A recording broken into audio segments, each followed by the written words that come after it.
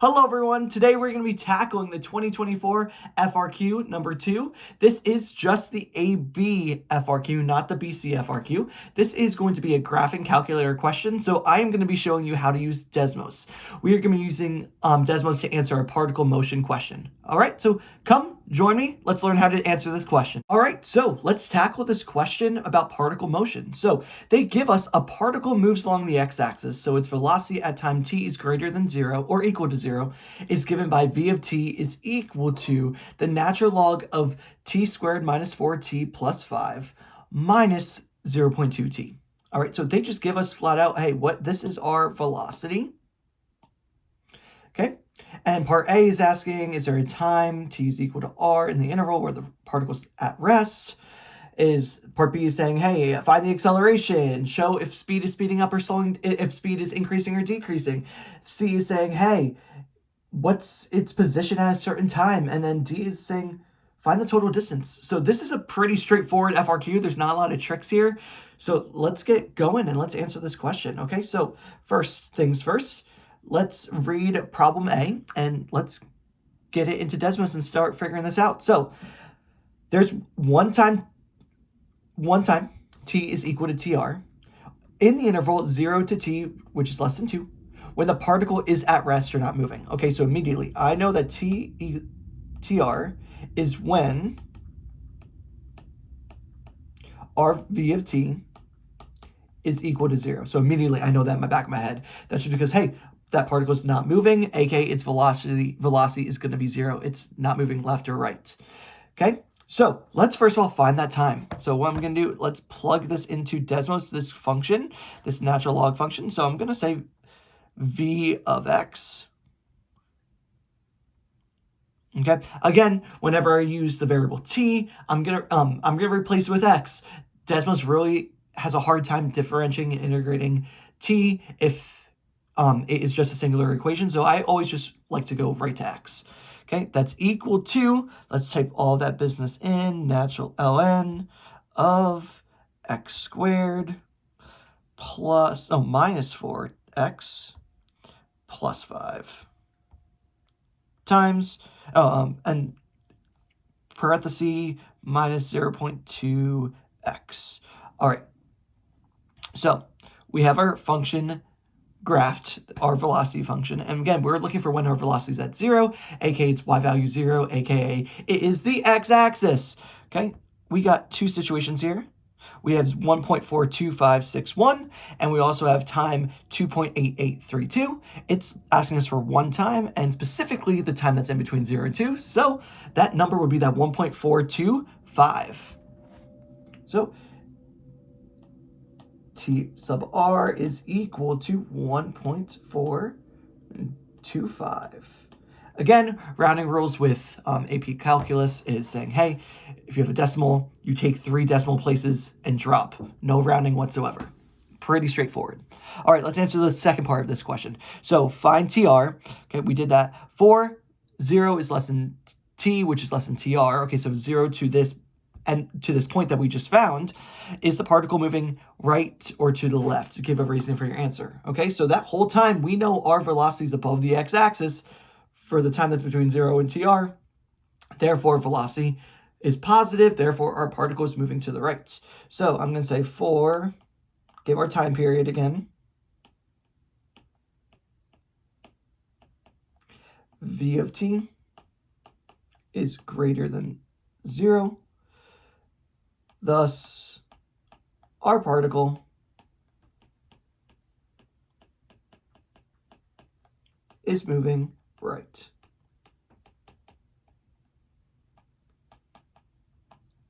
And look at that. No actual calculus. It's just reading the derivative graph. Pretty crazy. Okay, let's go to problem number 2. So, again, same setup. Part B is saying find the acceleration of the particle at time t is equal to 1.5. Show your sub for these calculations. Okay, so acceleration, how is velocity and accelerated? How are they related to each other? Velocity, if I take the derivative of velocity, that is just our acceleration. So I know that v prime of t is equal to a of t.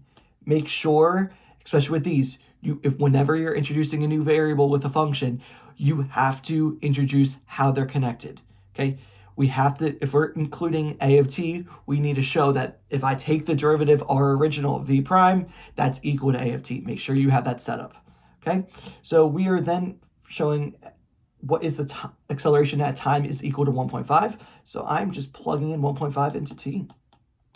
All right, and let the calculator do the rest. Let the calculator do the work. So I'm going to graph v prime. So with DESMOS, it's really simple. You are physically just going to write v prime of x. And we're going to put in our time value, which is 1.5, into that function. And that spits out our derivative of v at time equals 1.5. So that would be -1. Okay, there's another part to this. Is the speed of the particle increasing or decreasing at t is equal to 1.5? All right, so this is just something we got to know how to handle, okay? It's pretty simple. If our velocity and acceleration are the same sign at that time value, our particle is speeding up. If our velocity and acceleration are different signs, aka one's positive, one's negative, then our particle is slowing down. And that is the only explanation that you need to know for this AP test, okay? I know there's a lot of other stuff that you learn in your physics classes, but for AP calculus, those are completely acceptable and it's super simple. So we already know our acceleration sign, it's negative. Now let's figure out what is our velocity sign at 1.5.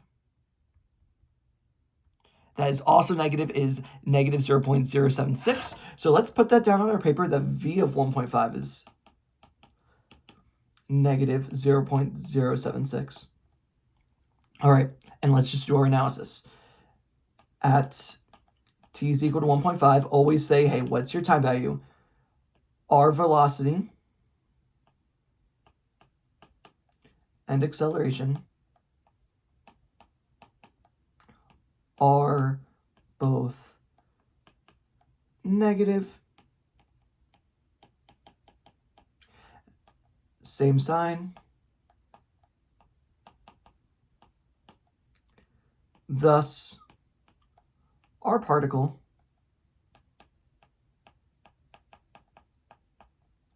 is speeding up, or in what their wording that they want for the question is speed, can't spell, is increasing.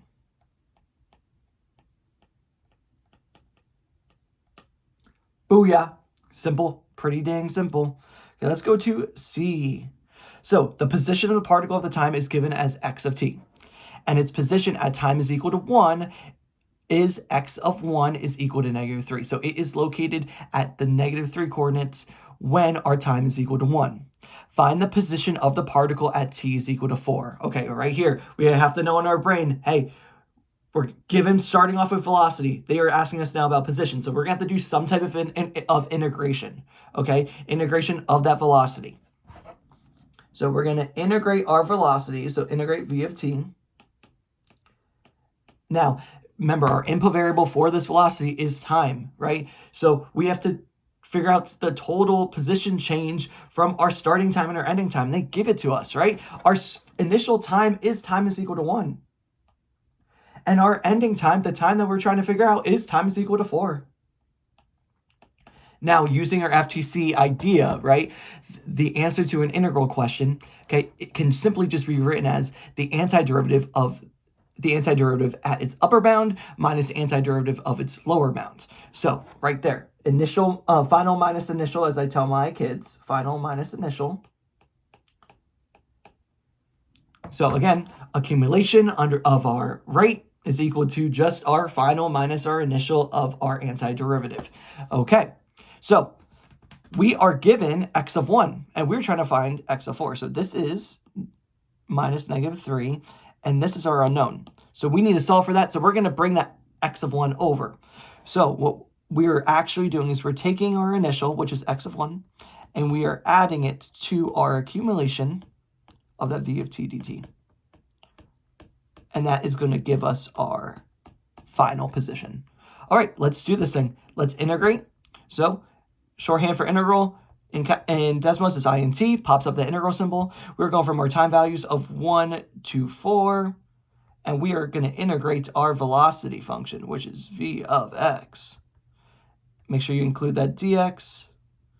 All right, so that is our total accumulation. We have accumulated 0.197, whatever our input variable is, whatever our distance is over this time from 1 to 4. Okay, but now we have to say, hey, we started here and we went that far. So we have to add our starting value. In this case, that is -3. Therefore, our ending position is going to be 0.7, that distance away. So it is going to be x of 4 is equal to that -2.802. All right, and we got one more. Find the total distance traveled by the particle over the time interval. 1 is less than or equal to t, which is less than or equal to 4. Show your setup to your calculations, okay? So first off, let's go over to this graph right here. I'm going to actually do something quick just to give you a little foundation of what's actually happening here. I'm going to put some curly brackets and I'm going to put some curly brackets so I can set apart my domain real fast. So we're going to go from 1, which is less than x, which is less than 4. Okay, so this is the time period that we're looking for, right? We're looking for the total distance from 1 to 4, aka the area under the curve. However, when we do just the normal integral, we are subtracting that negative distance from it. So we are finding the displacement, not the total distance. We want the total distance. So what we really want is we want that negative distance to be positive. How do we do that? We absolute value our function before we integrate. So when I integrate this, it's going to be the same setup, the integral of 1 to 4. Now, instead of just having v of x there, I'm going to have the absolute value. That's going to turn that whole entire graph, everything that's below the x-axis is going to be now flipped up on the x-axis. So I'm going to do absolute value of our velocity function.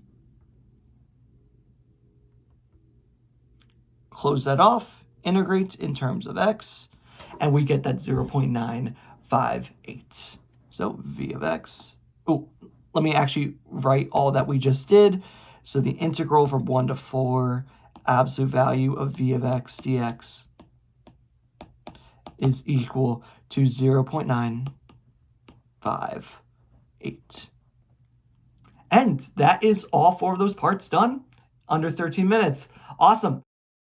Let's now talk about how the AP graders graded this FRQ. Okay, this grading was actually pretty simple. Not a lot of tricks, not a lot of points that were weird or anything. A lot of pretty simple things that were given points. So let's go to the first one. This is when we were trying to find when our velocity was at 0. You got 1 point if you identified the correct time when our velocity was at 0. That t is equal to r is equal to that 1.25.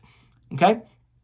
You also got 1 point if you accurately stated the correct direction with the correct explanation, and your correct explanation was just that your velocity is positive over that interval. So you got 1 point for that. So that first question, where there was no calculus, already 2 points on your exam, just like that, just for being able to read a velocity curve.